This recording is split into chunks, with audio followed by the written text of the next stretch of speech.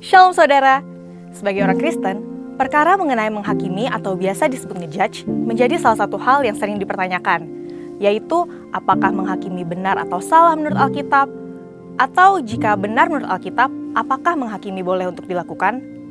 Bukankah generasi saat ini sangat mengedepankan inclusivity dan sifat open-minded sehingga menghindari penghakiman atas keadaan atau status orang? Misalnya, penghakiman di kalangan anak muda, seperti, "Gak seharusnya kamu begitu, itu tuh salah, kamu gak benar, masa orang Kristen seperti itu?"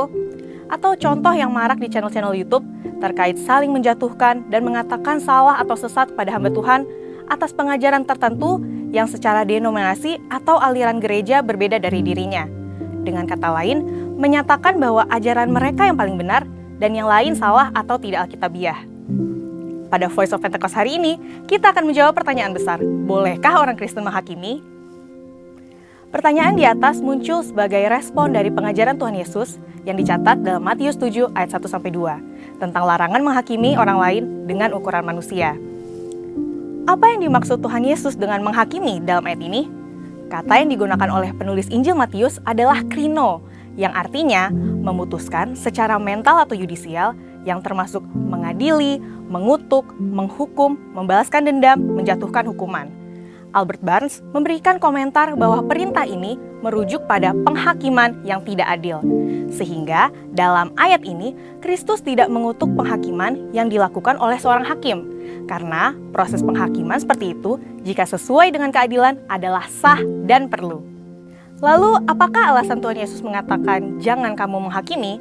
Selain karena makna menghakimi sebagaimana diuraikan di atas, Yesus menyampaikan di ayat selanjutnya, yaitu Yesus mengingatkan bahwa manusia yang menghakimi juga memiliki kesalahan yang sama dengan yang dihakimi, sehingga sukar untuk menghakimi secara adil.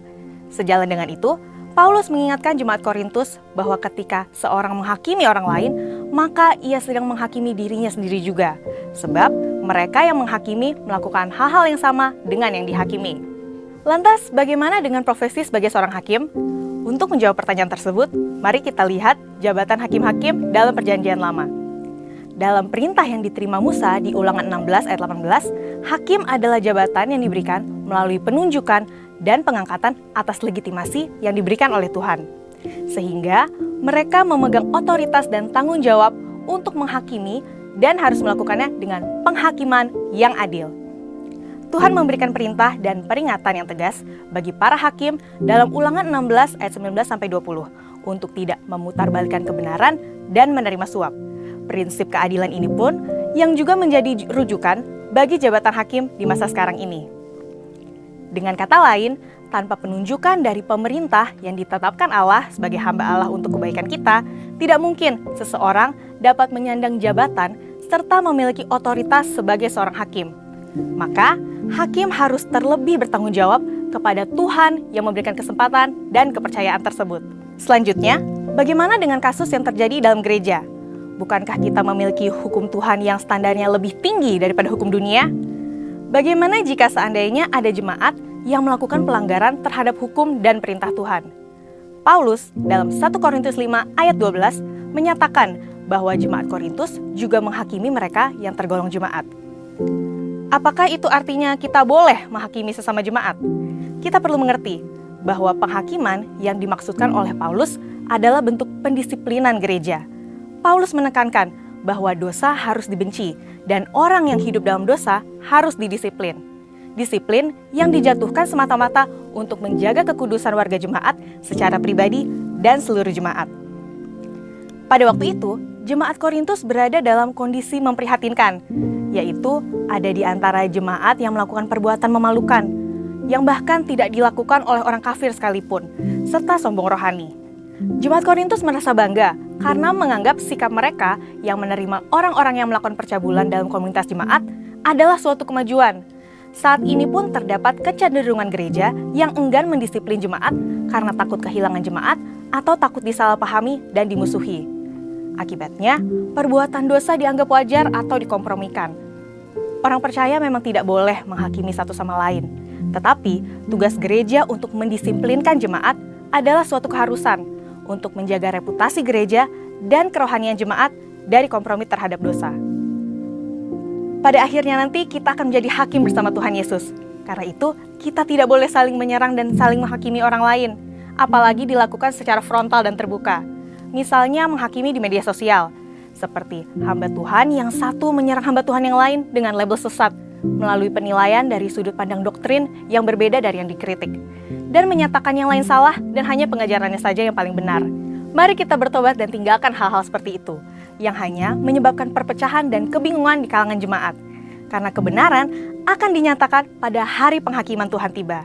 Amin. Untuk penjelasan selengkapnya dari tim teologi kami, silahkan buka link yang ada di atas atau scan QR Code yang tersedia. Maranatha, Tuhan Yesus memberkati.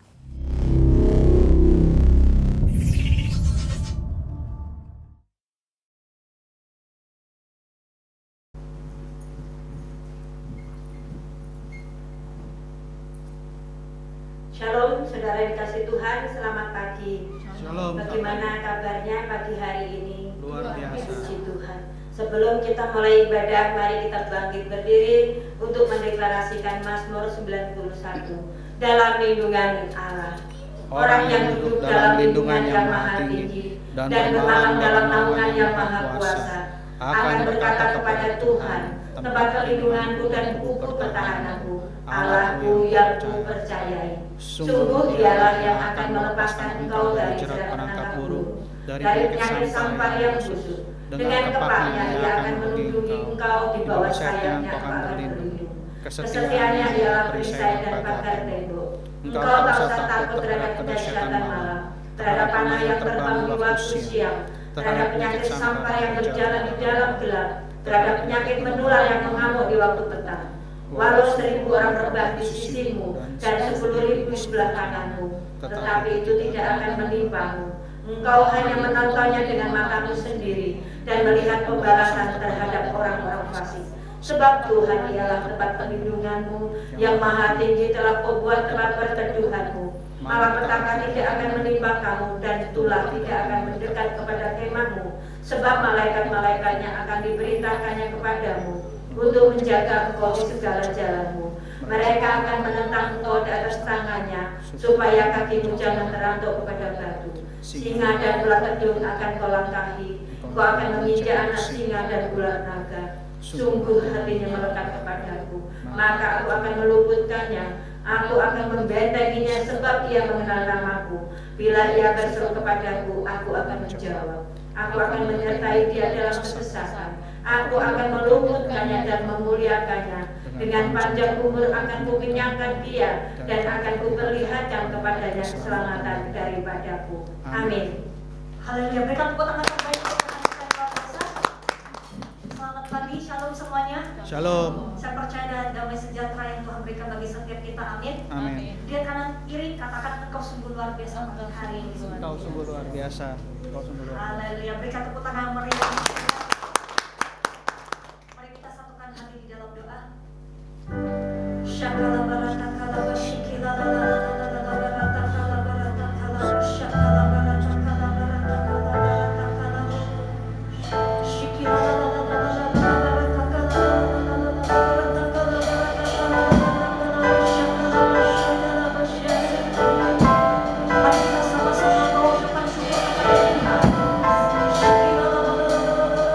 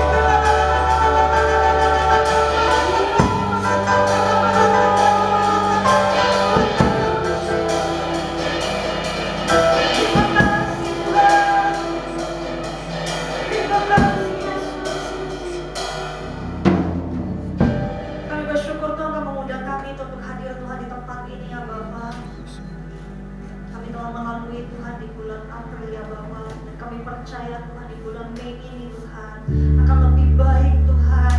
Dan kami akan menerima Tuhan, di mana Tuhan akan menyertai kami, Tuhan akan memberkati setiap kami, Tuhan akan memberikan Tuhan kasih mula-mula yang baru Tuhan bagi setiap kami, sehingga kami semakin Tuhan berkobar-kobar Tuhan di dalam Tuhan. Biarlah setiap kami Tuhan, iman kami selalu teguh di dalam Tuhan sampai Kau datang kali kedua. Dan kami percaya Tuhan, Engkau akan memberikan Tuhan pewahyuan yang baru Tuhan, dan firman-Mu Tuhan bagi setiap kami ya Bapa. Dan kami percaya Tuhan, kami percaya Tuhan, kami akan menyatakan Tuhan kesaksian-Mu Tuhan bagi setiap mereka Tuhan yang masih belum mengenal Engkau ya Bapa. Dan kami percaya penuaian jiwa yang terbesar dan terakhir akan dialami Tuhan oleh setiap kami di dalam nama Tuhan Yesus Kristus. Terima kasih Tuhan buat kebaikan-Mu dan kemurahan-Mu Tuhan, bahwa kami lebih lagi Tuhan dalam hadirat pengawasan-Mu Tuhan.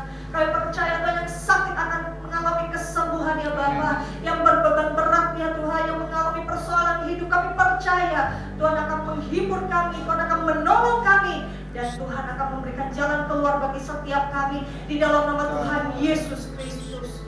Dan percaya kami menyembah Allah yang hidup, Amin. yang gak mungkin akan menjadi mungkin bagi Engkau Tuhan, tapi seturut dengan kehendak-Mu yang jadi Tuhan.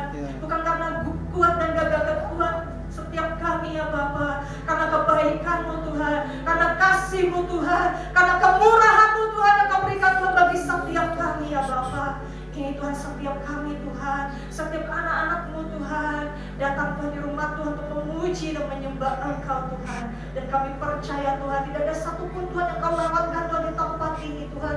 Kami sungguh-sungguh menyembah Engkau ya Bapa. Kami mau fokuskan diri kami Tuhan untuk berjumpa dengan Engkau ya Bapa. Kami mau menghormati Tuhan, kami mau mengagungkan Engkau Tuhan di tempat ini ya Bapa. Terima kasih ya Bapa, terima kasih ya Roh Kudus bekerja Tuhan di tengah-tengah kami, sehingga ibadah kami Tuhan dari awal pertengahan sampai akhir akan berjalan dengan baik dan lancar ya Bapa. Terima kasih ya Bapa, terima kasih ya Roh Kudus. Di dalam nama Tuhan Yesus Kristus kami ucap syukur dan berdoa, kita sama-sama katakan amin. Katakan haleluya. Selamat duduk di dalam hadirat Tuhan.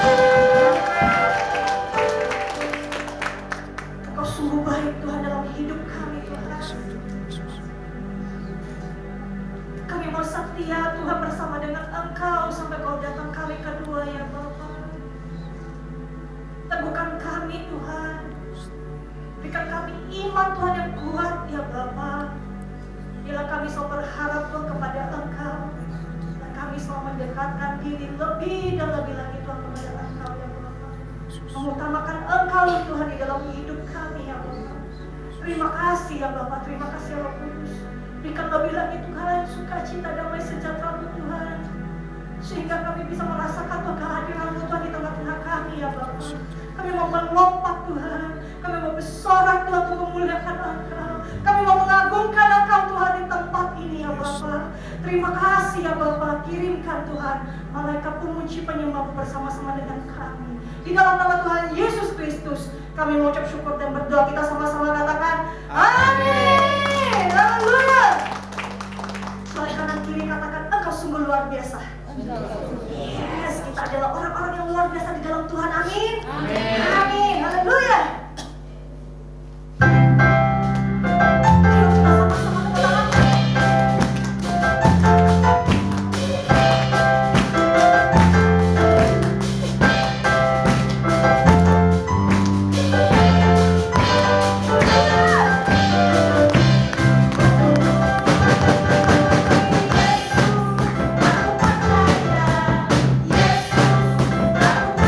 percaya.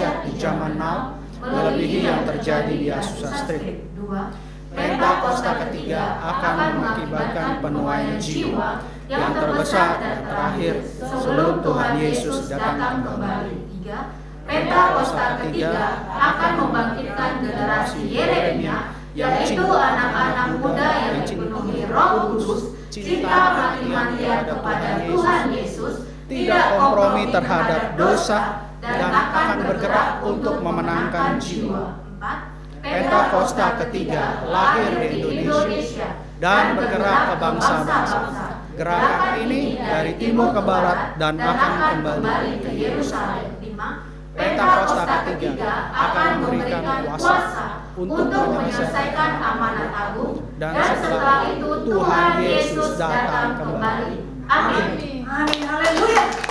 Silakan duduk di dalam hadirat Tuhan. Ini waktunya kita akan memberi yang terbaik untuk pekerjaan Tuhan di tempat ini. Mari kita satukan hati di dalam doa. Terima kasih ya Bapa buat kebaikan-Mu dan kemurahan-Mu Tuhan menyertai kami, melindungi kami Tuhan. Kau telah memberikan kesehatan terbaik untuk kami, pekerjaan kami, usaha kami, pelayanan kami Tuhan. Terima kasih Tuhan buat kebaikan-Mu dan kemurahan-Mu Tuhan. Ini waktunya Tuhan kami akan memberi yang terbaik untuk pekerjaan Tuhan di tempat ini. Dan setiap tangan-tangan Tuhan akan kembalikan Tuhan persepuluhan, persembahan khusus, persembahan ucapan syukur. Ya setiap tangan-tangan akan memberi Engkau kembalikan Tuhan 100 kali lipat Tuhan menunggu setiap anak-Mu ya Bapa.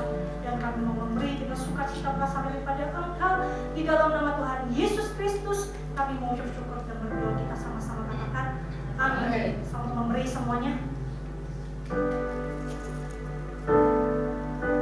Sungguh besar setiamu, nyata di sepanjang hidupku. Darah-Mu telah layakkan kehidupanku.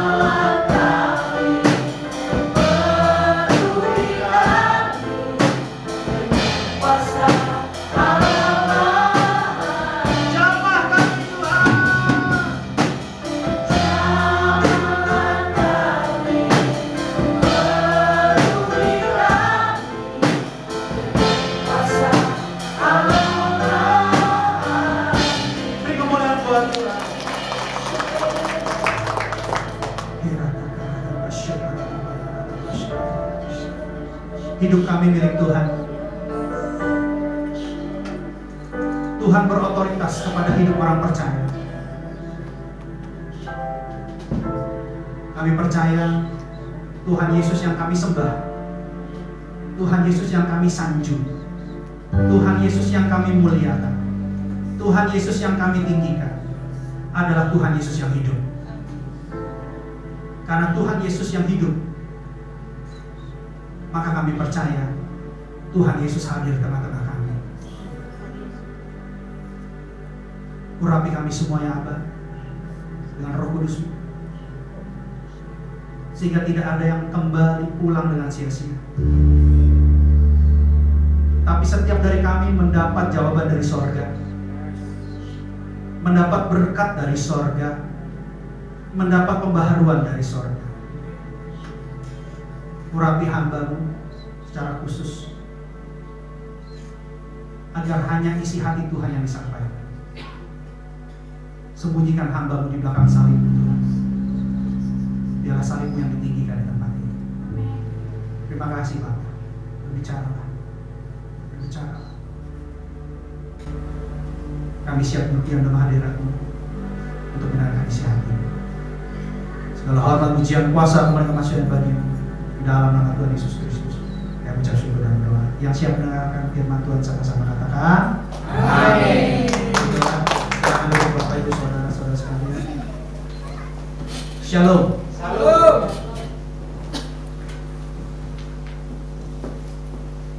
Manusia diciptakan sebagai makhluk sosial. Firman Tuhan berkata, tidak baik manusia seorang diri saja. Karena itu, setiap manusia pasti berhubungan dengan manusia lain. Dan setiap hubungan antar sesama akan menjadi hubungan yang baik kalau punya rasa saling percaya.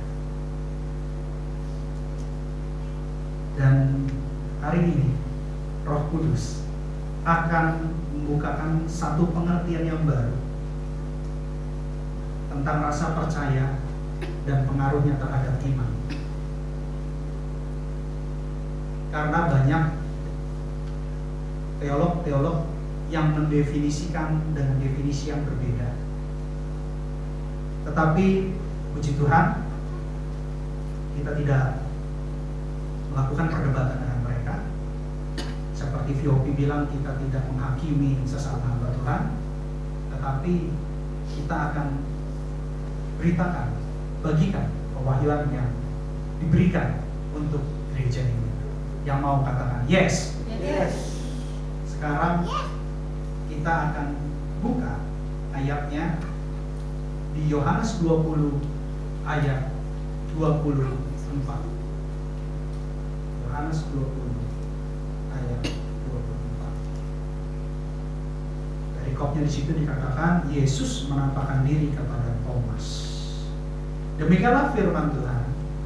Tetapi Thomas, seorang dari ke-12 murid itu yang disebut Didimus, tidak ada bersama-sama mereka ketika Yesus datang ke situ. Ayat 25. Maka kata murid-murid yang lain itu kepadanya, kami telah melihat Tuhan. Tetapi Thomas berkata kepada mereka, sebelum aku melihat bekas paku pada tangannya, dan sebelum aku mencucukkan jariku ke dalam bekas paku itu, dan mencucukkan tanganku ke dalam lambungnya, sekali-kali aku tidak akan percaya. Sekitar 2000 tahun yang lalu, Yesus sudah bangkit. Katakan amin. Amin. Dan ketika bangkit, Yesus menampakkan diri kepada murid-muridnya. Salah satunya kepada Thomas. Dan kejadian ini hanya tertulis di kitab Yohanes. Jadi tidak ada di kitab Injil. Sangat menarik untuk dibahas karena tadinya saya berpikir terlalu sederhana untuk dibahas. Tetapi ternyata di dalamnya ada pengertian yang luar biasa, bahwa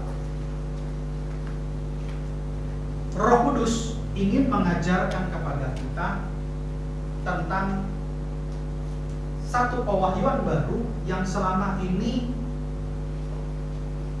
saya pun secara pribadi tidak begitu paham. Tapi akhirnya hari ini kita, jadi saya dan saudara-saudari sekalian, akan diberikan pewahyuan yang baru. Dan saya percaya bahwa ini akan jadi berkat buat kita semua. Karena itu tema khotbah hari ini, My Lord and My God. Tema khotbah hari ini, My Lord and My God. Saya melihat bahasa aslinya sangat menarik untuk dikupas, dan saya pelajari dengan perenungan bersama Roh Kudus, sangat menarik untuk dibahas. Jadi Thomas, kalau kemarin minggu lalu, 2 minggu yang lalu, kita belajar tentang apa yang terjadi setelah Yesus bangkit di hari Minggu. Kita belajar di pagi-pagi buta, lalu kita belajar tentang di tengah hari ketika Yesus bertemu dengan 2 murid yang berjalan ke Emmaus. Salah satu nama muridnya Kleopas. Dan bahkan kita belajar lagi bahwa Yesus ada di tengah-tengah ke-11 rasul ketika mereka menutup pintu. Itu di hari pertama Yesus bangkit. Tetapi pada saat Yesus menampakkan diri terhadap rasul-rasul di hari Minggu, yaitu hari pertama di minggu lalu, bukan ke-11 rasul, tapi hanya ke-10 rasul, karena Thomas tidak ada di situ. Jadi cuma ke-10 rasul, Thomas tidak di situ. Tahu dari mana? Ayat tadi mengatakan Thomas tidak hadir waktu Yesus datang. Thomas tidak hadir di situ, sehingga dia tidak percaya. Di sini bukan tidak beriman, tapi tidak percaya. Ya, beda dengan beriman dan percaya. Apa yang bilang enggak Pak, beriman itu sama dengan percaya. Tapi sekarang saya mau tanya, kalian sepakat ya iman dan percaya itu sama? Yang sepakat angkat tangan. Yang nggak sepakat angkat tangan. Apa beda iman dan percaya? Kalau nggak sama berarti ada bedanya. Apa beda iman dan percaya? Kalau sekarang saya tanya, saya pertanyaan dulu biar ada clue sedikit. Kalau kita pergi memancing ikan, naik kapalnya bagus, ada GPS-nya, ada sonarnya, kapten kapalnya jago, dia tahu karang-karang ikan. Sekarang saya mau tanya, kalau kita berangkat mancing dengan kapten kapal dan kapal yang sama, kita perlu iman atau kita percaya saja bahwa kita pulang bawa ikan? Percaya. Tapi kalau percaya tiba-tiba ada badai terus gak pulang bawa ikan, itu iman atau percaya? Jadi kalau mancing ikan itu beriman, perlu iman atau perlu percaya? Percaya. Oke, sekarang saya ganti dulunya, saya ganti dulu. Nanti biar pakai perenungan. Kalau kita punya hubungan bisnis dengan partner bisnis kita, itu perlu iman atau perlu percaya?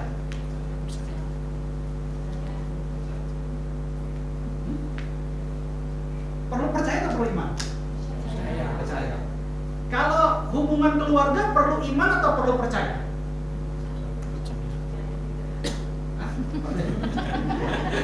Kalau janji nikah itu dikatakan iman janji nikah atau percaya janji nikah? Iman. Jadi percaya atau iman kalau dalam keluarga? Percaya. Wah, ada iman ada percaya. Mari kita dibahas ya. Sebenarnya materi-materi biasanya dipakai di S2. Jadi kalau di S2 di pengajaran teologi S2 kayak gini. Jadi murid bukan diajarkan, tapi dibuat, dituntun oleh dosen untuk berpikir, sehingga pulang dari kelas mereka bawa sesuatu. Jadi saya mau jemaat di sini pulang bawa sesuatu, dan yang pastinya itu baru dari sini. Apa bedanya percaya dengan iman? Kalau ternyata hubungan itu ada yang berkata perlu iman, ada yang berkata perlu percaya. Bahkan ketika kita mau pergi mancing pun ada yang bilang saya percaya dapat ikan, tapi ketika sampai di laut tiba-tiba ada badai, pulang lagi kan nggak ada ikan. Jadi terkadang kita bingung, terkadang kita terkecoh antara iman dan percaya. Ini luar biasa.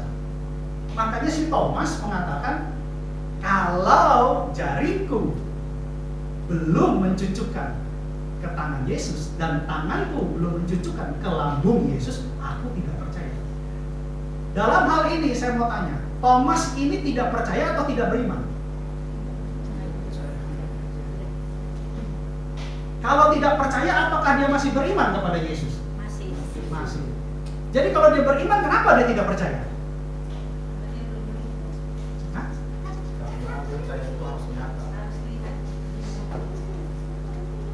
Jadi definisi dari percaya adalah sebuah kepercayaan yang bisa diterima oleh intelektualitas. Sifatnya subjektif. Makanya terkadang orang yang punya intelektualitas tinggi itu biasanya imannya goyah. Dulu kita pernah belajar apa beda takut dengan khawatir. Takut ketika kita melihat langsung ada sesuatu yang berbahaya di depan, baru kita takut. Khawatir sifatnya tidak terlihat, belum terjadi, tapi kita khawatir. Percaya adalah sesuatu yang bisa diterima oleh intelektualitas, tapi iman adalah sesuatu yang kita percaya namun sifatnya abstrak.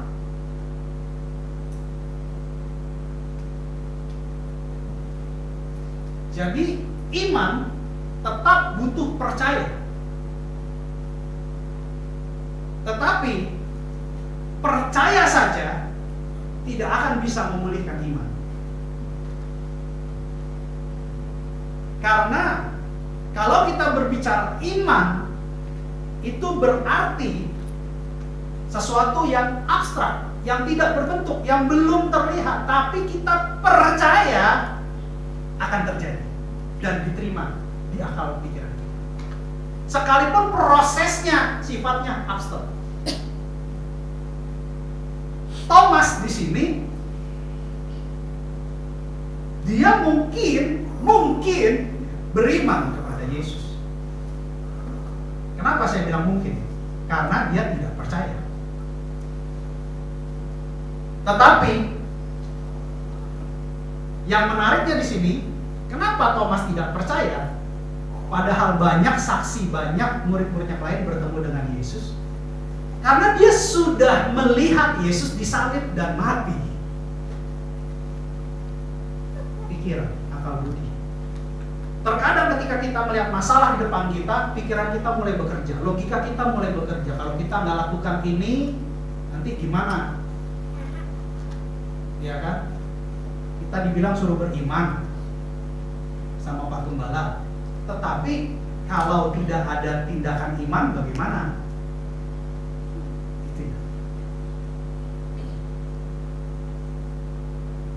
Apalagi generasi sekarang ya. Generasi sekarang kan lebih logik. Masuk akal kan? Kalau nggak masuk akal itu katanya bukan rohani, bukan spiritual, tapi mereka ganti kata-kata dengan nama itu mistis. Ini generasi yang sekarang. Bahkan saking berkembangnya teknologi, terlalu berkembang teknologi, di Jepang pernikahan yang memberkati itu robot. Karena teknologi. Jepang. Silakan boleh cari itu sudah terjadi berapa lama. Jadi memang teknologi sekarang bisa mempengaruhi keimanan Kristen. Apalagi generasi sekarang. Karena terlalu abstrak mereka tidak percaya. Karena terlalu abstrak mereka tidak beriman. Kalau bisa terjadi sesuatu yang baik, Mereka bilang apa? Oh, kebetulan. Itu bukan mujizat, kebetulan. Terus terjadi lagi sesuatu yang baik. Oh, itu kebetulan. Kemarin saya doa di gereja, seperti biasa saya sama istri, kami berdua berusaha berkomitmen karena kami bernazar. Kalau kami sudah berjanji sama Tuhan, nazar. Ya bermain-main dengan nazar Allah lebih. Jadi saya habis dari beli beras bulog, habis beli beras bulog, terus saya ke gereja. Kemarin itu mendung, hari Jumat itu mendung, dan suara petirnya, suara gunturnya sudah kedengar, langit sudah gelap. Kami berdua naik motor, karena berasnya banyak, karena ada yang nitip, kami bilang gini, ya udah pulang dulu deh, taruh beras baru doa. Padahal sudah mendung, sudah ada suara guntur. Lalu kami pulang, taruh beras, lalu kami doa. Kami doanya bilang gini, Tuhan, boleh nggak kami minta? Kami doa dulu, jangan hujan dulu. Nanti setelah doa kami pulang baru mau hujan-hujan. Itu percaya atau iman? Itu iman. Sesuatu yang abstrak dan belum terjadi. Tapi apa yang terjadi setelah kami berdoa, selesai berdoa, kami pulang kan? Baru gerimis itu baru mulai turun. Baru gerimis itu baru mulai turun. Jadi puji Tuhan, akhirnya kami tidak kena hujan. Ada lagi kejadian yang luar biasa. Jadi biasanya kami pool itu ada dua pool orchid sama pool bengkong. Di pool bengkong tiba-tiba Dea kasih kabar gitu ke ibu, gitu ya. Kasih kabarnya begini, Pak, ada semut hitam berjatuhan dari atap langit pas di tempat kita pun. Dikasih gambarnya, dan itu terjadi sejak hari Rabu. Pool kita hari Kamis. Jadi semut-semut itu berjatuhan, semut hitam itu berjatuhan di lantai tempat kita doa. Lalu istri saya cerita ke saya bilang jalan aja. Kita punya Tuhan yang hidup. Jadi setelah kita sepakat, kita jalankan. Apa yang terjadi? Siangnya sebelum cool itu semutnya masih jatuh. Katanya sempat disemprot baygon sama semprot, pokoknya obat itulah sama Asyong katanya ya. Hari apa itu semprot? Rabu ya. Rabu malam disemprot. Tapi Kamis mau poolnya sebelum pool sore hari itu masih berjatuhan. Tapi yang luar biasa ketika kita sepakat di dalam iman. Ini bukan percaya ya, karena abstrak. Siapa yang bisa kontrol semut? Kecuali saya bisa berbahasa semut. Ya. Tetapi pada saat kita pool, apa yang terjadi? Semutnya tiba-tiba hilang. Sampai hari ini. Beri kemuliaan buat Tuhan. Itu adalah iman, sesuatu yang abstrak. Kalau Tuhan mau pakai tempat itu, Tuhan bisa bikin tempat itu aman dan nyaman. Itu cara Tuhan. Kita nggak usah pikir tentang percaya atau nggak percaya, tapi kita harus beriman. Kita lanjutkan ya ke Yohanes 20 ayat 26. Dikatakan begini, 8 hari kemudian murid-murid Yesus berada kembali dalam rumah itu, dan Thomas bersama-sama dengan mereka. Sementara pintu-pintu terkunci, Yesus datang dan ia berdiri tengah-tengah mereka dan berkata, damai sejahtera bagi kamu. Sekalipun Thomas tidak percaya, sekalipun kadar iman Thomas berkurang, tapi Yesus selalu hadir di tengah murid-muridnya dan berkata, damai sejahtera bagi kamu. Tuhan ini baik, pribadi yang baik, pribadi yang sabar, pribadi yang lemah lembut. Dia selalu melepaskan damai sejahtera. Dia selalu ingin memberkati kita. Itu luar biasa. Dan bahkan dikatakan 8 hari kemudian terhitung dari minggu pertama Yesus bangkit, berarti jatuhnya di hari Minggu lagi. Kalau di situ di isi worship ada BIMK nggak ya? Bahasa Indonesia masa kini ada? Nggak ada ya. Jadi kalau terjemahan BIMK itu dikatakan seminggu kemudian. Jadi kalau kita hitung Yesus bangkit di hari Minggu, Minggu, Senin, Selasa, Rabu, Kamis, Jumat, Sabtu, Minggu. Jadi minggu ketemu minggu. Ya. Saya tidak katakan bahwa untuk ketemu Yesus harus hari Minggu, tetapi Alkitab memberikan satu keterangan secara spesial bahwa sejak Tuhan Yesus bangkit, murid-murid Yesus selalu berkumpul di hari Minggu. Dan pada saat murid-murid Yesus berkumpul di hari Minggu, Yesus hadir. Thomas, sayangnya, minggu lalunya tidak hadir.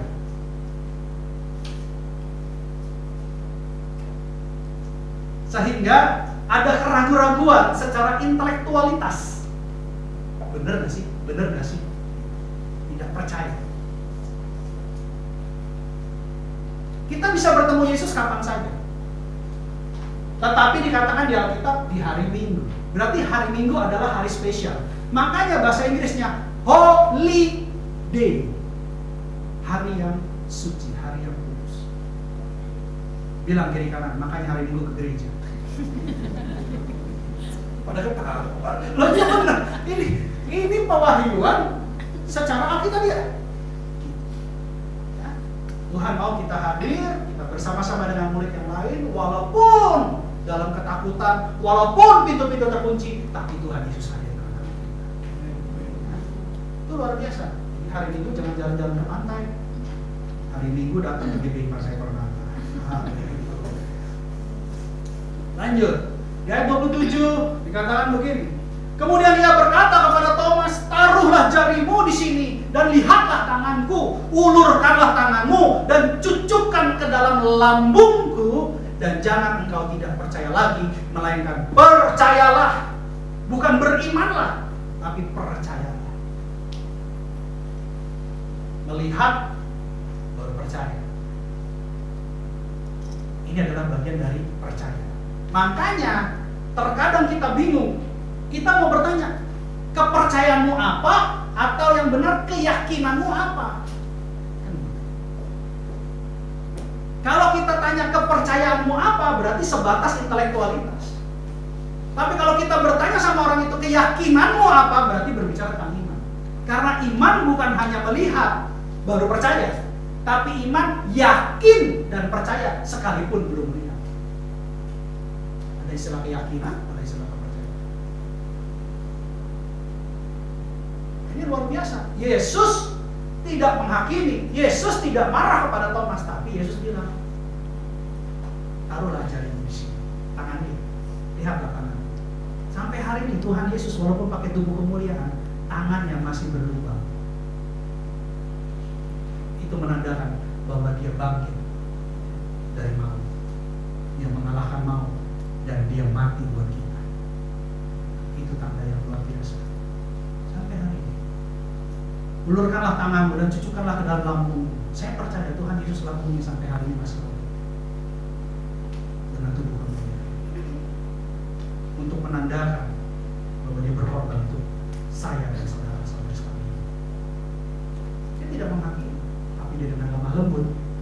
Karena Thomas berdasarkan intelektualitas, berdasarkan logik, dia jawab sesuai dengan apa maunya Thomas. Lalu dilanjutkan di ayat 28, apa yang Thomas jawab?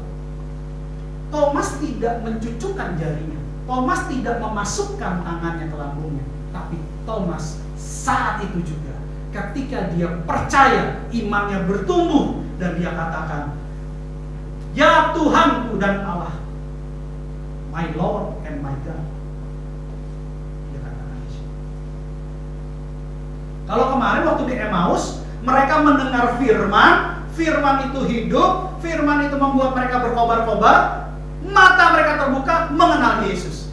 Kalau sekarang berbeda, pertumbuhan imannya berbeda. Dasarnya dari ketidakpercayaan, dari logik. Sekalipun dia sudah mengerti firman, dia sudah mendengar firman, tapi dia menyampingkan firman, dia mengabaikan firman.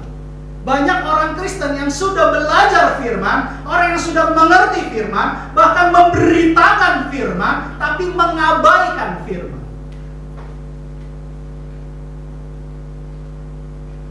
Tetapi di sini setelah dia melihat, dia mengerti dengan akal pikirannya, dicerna dengan akal pikirannya, dia percaya dan imannya bertambah, bahkan berubah dari sekedar percaya sampai jadi beriman. Dia katakan, "Ya Tuhanku, ya Tuanku, my Lord." Dan bukan stop di situ saja, dari ketidakpercayaan menjadi percaya, tetapi langsung beriman. Dia katakan, "Ya Allah," bahwa dia adalah Allah itu sesungguhnya. Dia sudah mulai beriman, bukan hanya dasar dari percaya, dari ketidakpercayaan menjadi percaya dan akhirnya beriman. Ada satu perubahan secara drastis, secara kontras. Banyak generasi muda sekarang ini melihat, percaya, baru kemudian beriman. Tapi saya percaya nggak ada di sini. Itu tugas kita untuk memberitakan bahwa sesuatu yang logis ketika Tuhan hadir bisa menjadikan iman yang abstrak. Kenapa? Siapa yang membuat ini terjadi? Yesus sendiri. Terkadang kita ragu sama Tuhan. Kita tanya, "Tuhan, saya sudah setia, saya sudah melayani Engkau, saya sudah berikan hidup saya, waktu saya. Tapi kenapa diizinkan seperti ini?" Logik. Dan dari kisah ini kita lihat Tuhan Yesus apa? Tuhan Yesus hadir dan menjawab logik. Tapi ini perlu bantuan Roh Kudus. Karena kalau Tuhan Yesus hadir, Tuhan Yesus melakukan karya sesuatu tanpa Roh Kudus, kita tidak akan mengerti. Lalu kita bilang dengan mudahnya, itu kebetulan. Tapi sekarang pertanyaan saya, apakah kebetulan terjadi setiap waktu? Kalau kebetulan terjadi setiap waktu, berarti ganti nama kalian, buru-buru selamatan, ganti nama jadi Untung. Ya, dulu teman saya namanya Untung Manurung, tapi dia tidak pernah beruntung. Jadi jangan sekali-sekali merasa bahwa itu kebetulan. No. Tuhan berotoritas atas hidup kita, terutama yang percaya kepadanya. Saya sih tidak percaya namanya kebetulan, sangat tidak percaya. Kalau itu terjadi, itu semua karena Tuhan kasih hadiah buat kita. Tidak ada yang namanya kebetulan. Ya. Bagus sekali perkataannya. Ya Tuhanku dan Allah. Dari orang yang tidak percaya, dari orang yang menggunakan logik, akhirnya berubah jadi beriman.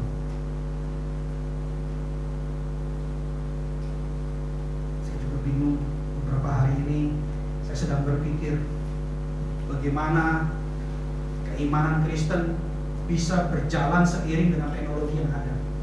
Bahwa ke depannya semua akan melalui teknologi, semuanya akan melalui teknologi. Bahkan sekolah pun sekarang, kuliah pun sudah menggunakan teknologi. Jadi kalau sampai kita tidak bisa membukakan hikmat yang benar tentang Tuhan, maka saya tidak tahu lagi generasi ke depan.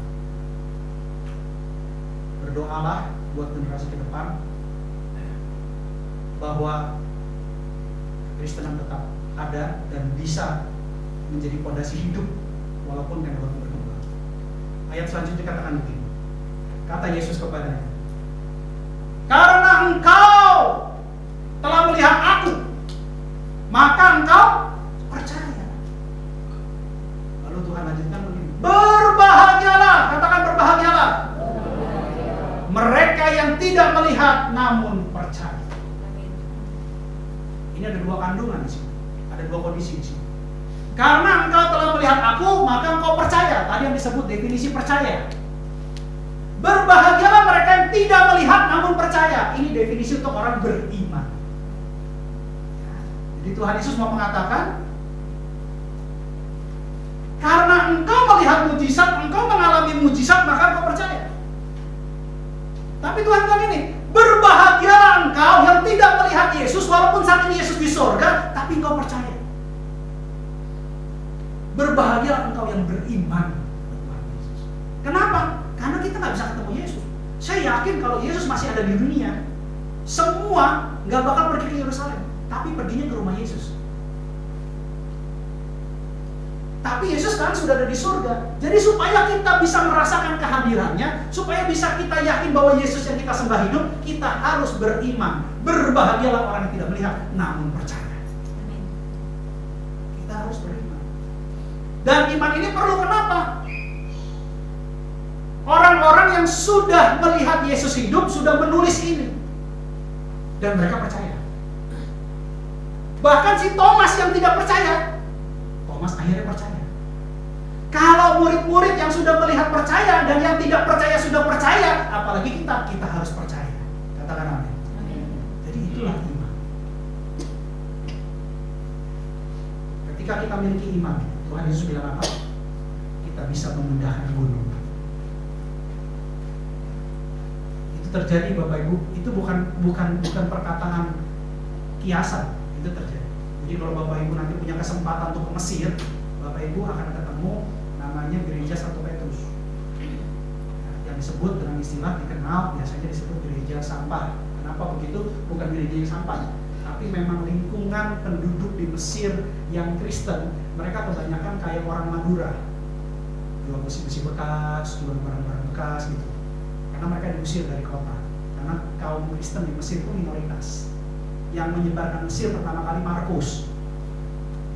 Matinya Markus itu ditarik sebelah kanan pakai kuda, di sebelah kiri pakai kuda, ditarik akhirnya terbelah mati. Martir. Makanya terjadi kekristenan di Mesir. Gereja itu tadinya di kota. Lalu pemerintah kota karena membenci Kristen pada saat itu, mereka bilang gini, kalau memang iman kekristenan sungguh ada, pindahkan gereja itu. Apa yang terjadi? Terjadi gempa. Gereja itu bergeser. Gereja itu bukan gedung. Gereja di Mesir itu bentuknya kayak goa yang terukir jadi gereja. Jadi bangku-bangkunya bukan bangku begini, Bapak Ibu. Bangku-bangkunya dari batu. Gereja yang terbuat di dalam gua. Dan itu benar-benar gerejanya bergeser. Makanya gunung itu bergeser. Gunung yang dijadikan gereja itu bergeser. Jadi kisah itu nyata. Itu ada. Firman Tuhan itu hidup. Padahal sebelum terjadi gereja. Jadi jangan bilang bahwa saya harus percaya kalau saya nggak melihat. Saya percaya harus kalau saya melihat. Ya silakan, kalian bisa lihat di situs-situs Google, kalian bisa googling juga apakah benar itu kisah nyata. Sejarah yang memang terjadi. Jadi artinya Yesus yang kita kenal itu adalah Yesus yang hidup. Yesus yang kita kenal, dia tidak pernah membiarkan kita sendiri. Dia akan kirimkan Roh Kudusnya untuk menghibur kita, untuk menguatkan kita, untuk menuntun kita, untuk mengubahkan kita, untuk memperbaiki. Hingga pada saatnya nanti Tuhan Yesus datang, kita semua terangkat. Amin. Musik sedang untuk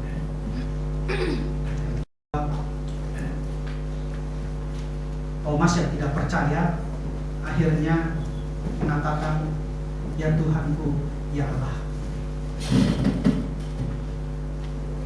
Dia katakan,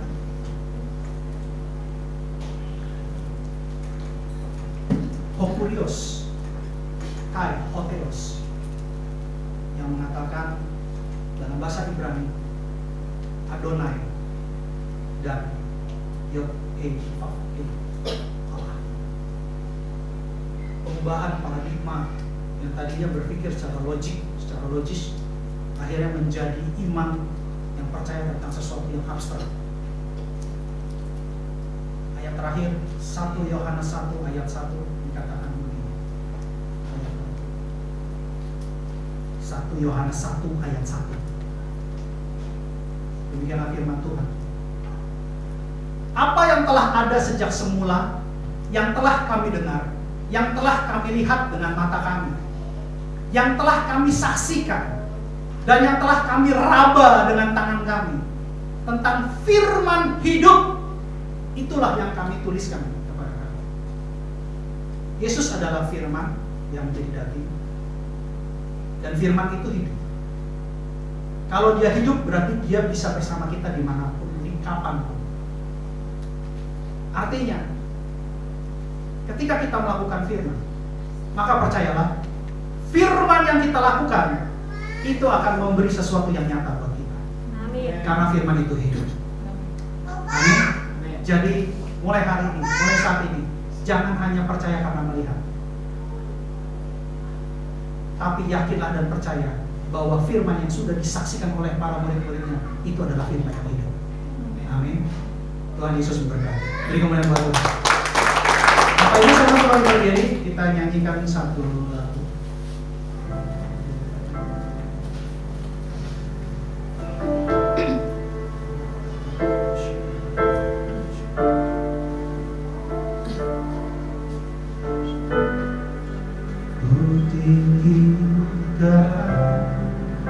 Engkau Tuhan melebihi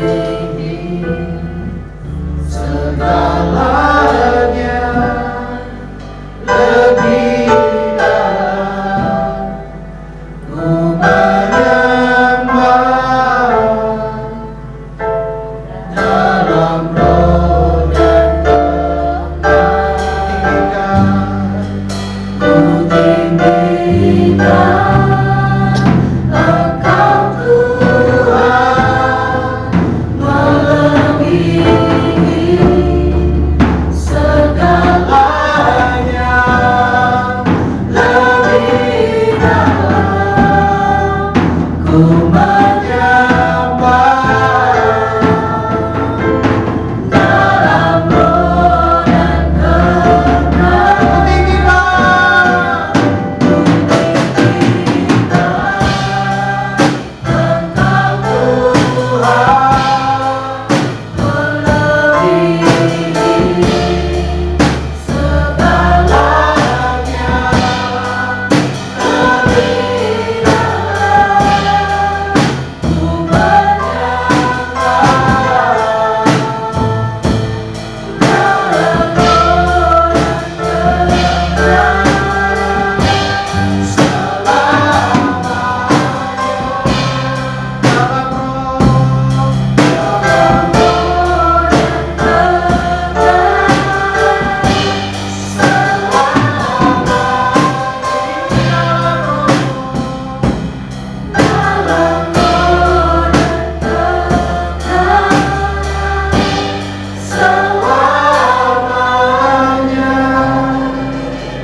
Bersyukur buat kebaikan Tuhan untuk mengajarkan kami tentang sesuatu yang baru. Tanpa rasa percaya kami tidak bisa memiliki iman.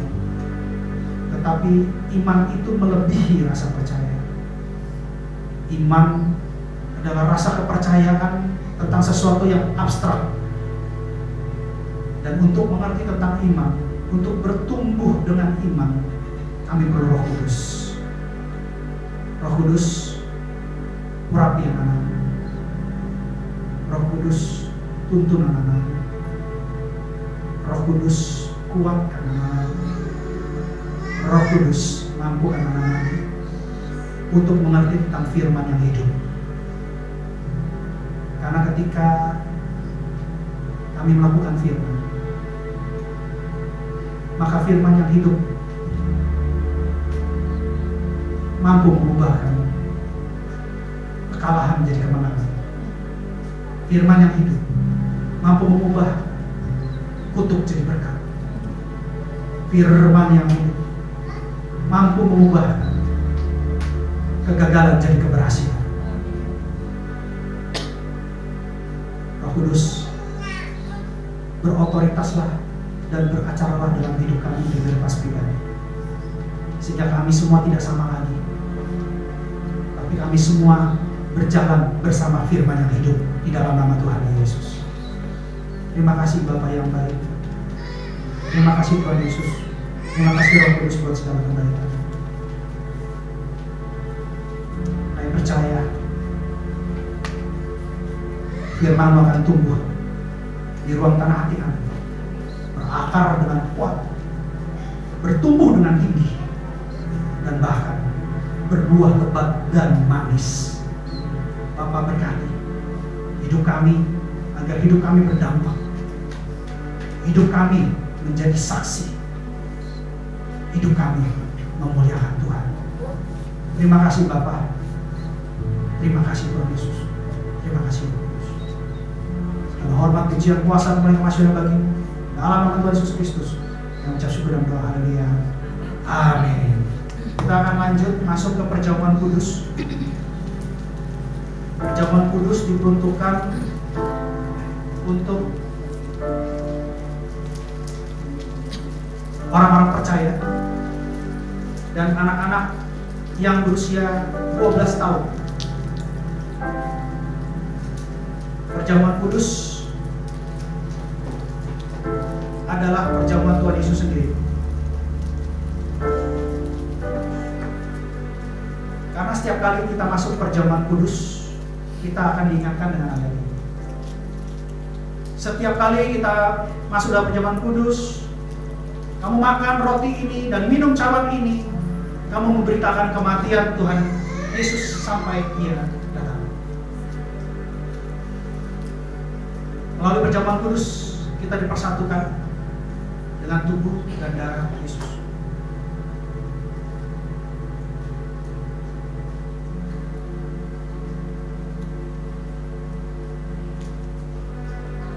Dan sebelum kita masuk perjamuan kudus, kita harus koreksi diri. Terkadang kita tidak menghormati Tuhan, kita tidak menghargai Tuhan, padahal Tuhan sudah mati. Kita koreksi diri, minta ampun sama Tuhan.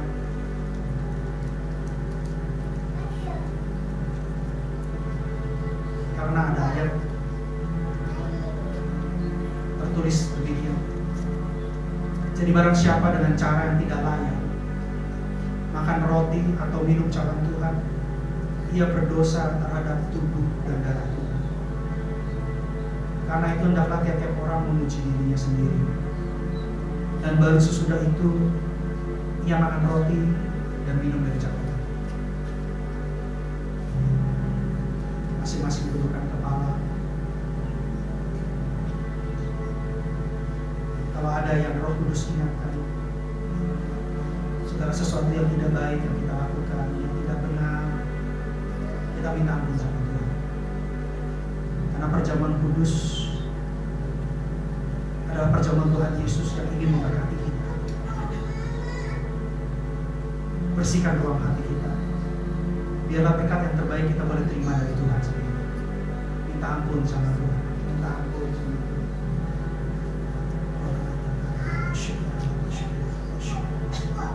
Ampuni kami Tuhan, ampuni kami Yesus, ampuni kami semua dari segala dosa dan pelanggaran kami.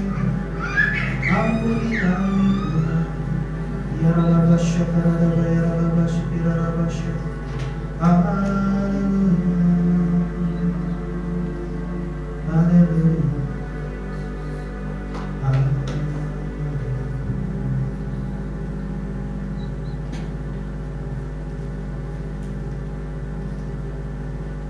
Sebab apa yang telah kuteruskan kepadamu telah aku terima dari Tuhan, yaitu bahwa Tuhan Yesus pada malam waktu ia diserahkan mengambil roti. Angkat roti di tangan saudara tinggi-tinggi. Dan sesudah itu ia mengucap syukur atasnya. Ia memecah-mecahkannya dan berkata, inilah tubuhku yang diserahkan bagi kamu. Perbuatan ini menjadi peringatan akan kamu. Saudara-saudara yang terkasih dalam Kristus Yesus, bukankah roti yang kita pecah-pecahkan adalah persekutuan dengan tubuh Kristus? Marilah kita makan di dalam nama Tuhan Yesus.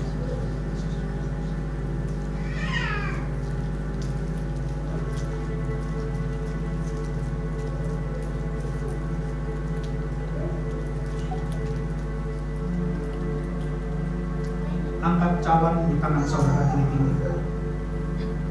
Demikian juga ia mengambil cawan sesudah makan lalu berkata, cawan ini adalah perjanjian baru yang dimateraikan oleh darah. Perbuatlah ini setiap kali kamu minumnya menjadi peringatan akan aku. Saudara-saudara yang terkasih dalam Kristus Yesus, bukankah cawan yang kita minum dengan ucapan syukur adalah persekutuan dengan darah Yesus? Amin. Minumlah dalam nama Tuhan Yesus.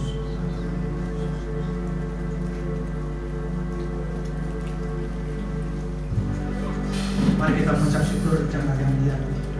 Terima kasih Tuhan, terima kasih Yesus. Kami bersyukur kepadamu. Terima kasih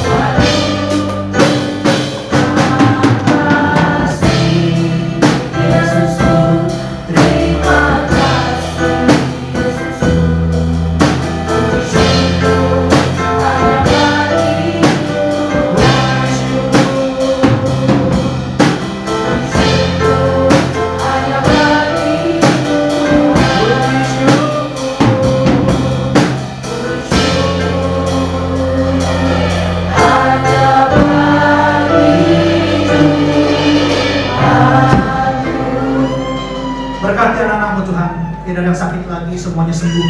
Oleh Tuhan Yesus, mereka kuat, mereka sehat dalam nama Tuhan Yesus.